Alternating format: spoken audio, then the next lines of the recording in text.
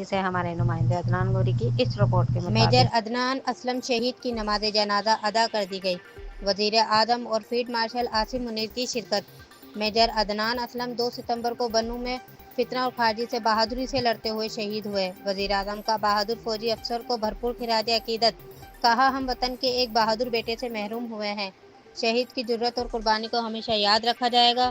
Major Adnan کی وطن سے محبت اور قربانی کا جذبہ ناقابل شکست ہے۔ مسلح افواج ہر طرح کی دہشت گردی کے خاتمے کے لیے پرعزم ہے۔ میجر عدنان اسلم کو پورے فوجی اعزاز کے ساتھ سپرد خاک کیا گیا۔ میجر عدنان اسلم شہید کی نماز جنازہ ادا کر دی گئی۔ وزیر اعظم اور فیلڈ مارشل عاصم منیر کی شرکت۔ میجر عدنان اسلم 2 ستمبر کو بنوں میں فتنہ خارجی سے بہادری سے لڑتے ہوئے شہید ہوئے۔